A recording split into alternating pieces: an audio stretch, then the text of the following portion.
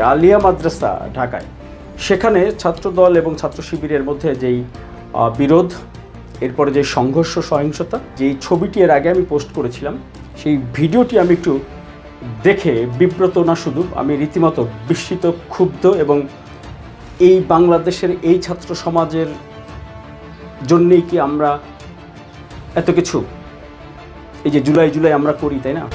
একটু দেখেন এই ভিডিওটা।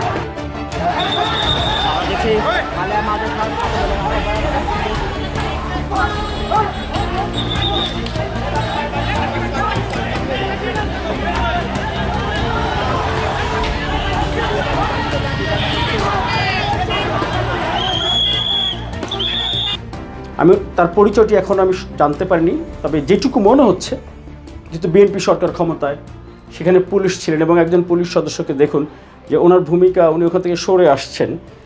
সাধারণত আমাদের দেশের বাস্তবতায় যে ক্ষমতাসীন দল যখন বিরোধী দলকে পেটায়, তখন পুলিশ একটু নিরাপদ দূরত্বে থাকেন, এটি বাস্তবতা। এই পুলিশ সদস্য উনিও কিন্তু একটু সরে আসছেন, এখন কি উনি আত্মরক্ষার জন্য সরে আসলেন, নাকি ওদেরকে সুযোগ করে দিলেন যে তোরা পিটা?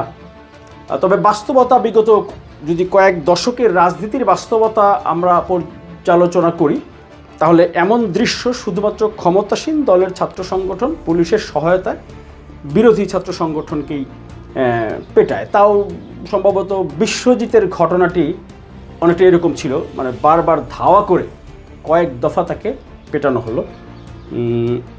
কেন জানি না, এটা নিয়ে গণমাধ্যমে আলোচনা নেই, টকশোতে আলোচনা নেই, পত্রিকার পাতায় হেডলাইন নেই, আছে কিনা আমি জানি না।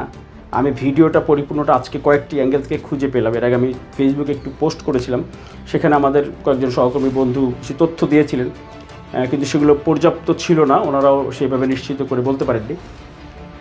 এই জন্য আমি একটু জানতে চাই ছাত্র শিবির এবং ছাত্রদল এবং সংশ্লিষ্ট আইন শৃঙ্খলা রক্ষাকারী বাহিনী এবং মাননীয় স্বরাষ্ট্রমন্ত্রীর কাছেই জানতে চাই। আমরা তো আপনাদেরকে ভোট দিয়ে জনপ্রতিনিধি হিসেবে বানিয়েছি। এই যে ঘটনাটা ঘটলো, এই ঘটনাটায় এই যে যেই বিভৎসতা, এই যে যেই পশুত্ব, এরা কারা? এরা কি আপনার ছাত্রদলের পোলাপাইন কিনা, না কারা? এই যে একজন শিক্ষার্থীকে পাঞ্জাবি পরা, হয়তো সে শিবিরও হতে পারেন, আমি জানি না, নিশ্চিত না।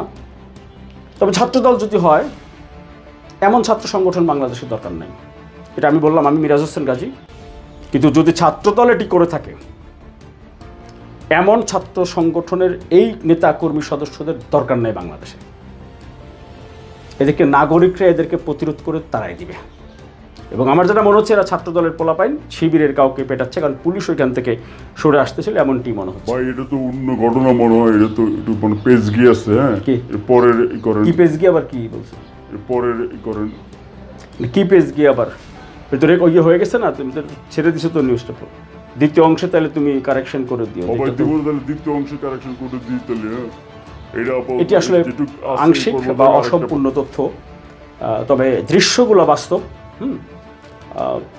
পরবর্তী আরেকটি অংশে আমরা হয়তো এ বিষয়ে আরও বিস্তারিত জানাতে পারবো। আরেকটি অংশ এটারই, আলিয়া মাদ্রাসা ছাত্রদল ছাত্র শিবিরের সংঘর্ষে প্রথম খণ্ড, এরপরে দ্বিতীয় খণ্ড থাকবে, সেখানে আপনারা সব জানতে পারবেন আরও বিস্তারিত তথ্য। Open media cell.